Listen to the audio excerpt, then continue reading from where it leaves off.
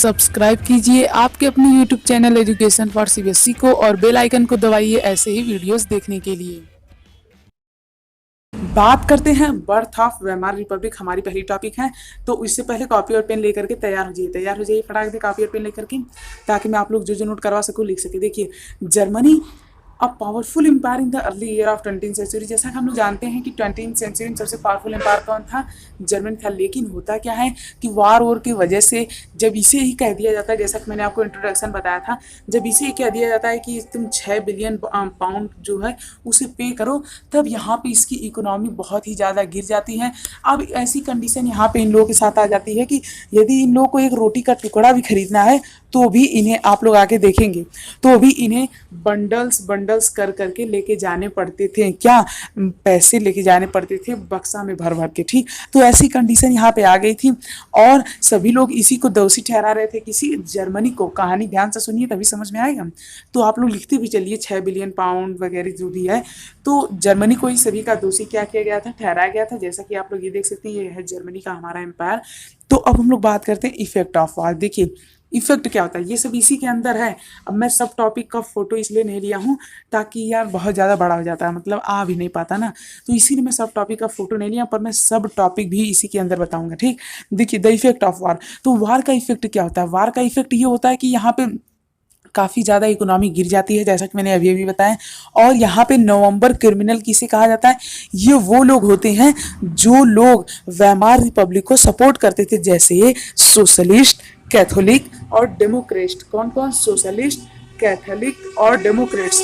इसे लिख लीजिए इसे फटाफट से। कौन कौन से? सोशलिस्ट, कैथोलिक और डेमोक्रेट्स वो थे जिन्हें नवंबर क्रिमिनल कहा जाता था। क्यों कहा जाता था? क्योंकि वेमार रिपब्लिक को सपोर्ट करते थे। वेमार रिपब्लिक क्या था? वेमार रिपब्लिक वहाँ का, जैसे यहाँ पे इंडिया है तो इंडिया में एक अलग ही, मतलब नहीं, नेशन है, तो वैसे ही जो वेमार रिपब्लिक था वो वहाँ का था। तो और बात करते हैं यहाँ का जो पार्लियामेंट था, इसे अपन कहते हैं, मतलब वहाँ के लोग कहते हैं रिस्टैग। क्या कहते हैं? रिस्टैग। ठीक, क्लियर है। जैसे अब यहाँ पे इंडियन गवर्नमेंट है तो वहाँ पे वेमार रिपब्लिक चलता था, समझ रहे हैं ना वेमार रिपब्लिक का मतलब। और रिस्टैग किसे कहते हैं? वहाँ के पार्लियामेंट को कहते हैं। नोट करते चलिए, रिस्टैग किसे कहते हैं? वीडियो को पॉज कर करके नोट करते चलिए। रिस्टैग मतलब वहाँ का पार्लियामेंट। और कितना पे करना था? इतना पे करना था।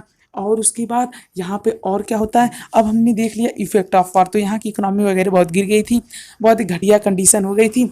अब बात करते हैं कि हाइपरइन्फ्लेशन क्या था। देखिए, यहाँ पे एक क्राइसिस उत्पन्न हुआ। क्या? अब मान लीजिए जो लोग हैं उन्हें एक लोफ यानी कि ब्रेड का एक टुकड़ा खरीदने के लिए बक्सा बक्सा पैसों से भर के लेके जाना पड़ता था। अब ये जो क्राइसिस था, यहाँ की इकोनॉमी जिस तरह से गिर रही थी, इसी क्राइसिस को कहते हैं हाइपर इन्फ्लेशन। तो लिख लीजिए, हाइपर इन्फ्लेशन क्या होता है? वो क्राइसिस जब जर्मन की इकोनॉमी एकदम ड्रॉप हो गई थी, और इकोनॉमी ड्रॉप होने की वजह से जब इन्हें एक लोफ ऑफ ब्रेड खरीदने के लिए काफ़ी ज़्यादा पैसे ले जाने पड़ते थे, तो उसी क्राइसिस को हम लोग क्या कहते हैं? कहते हैं हाइपर इन्फ्लेशन।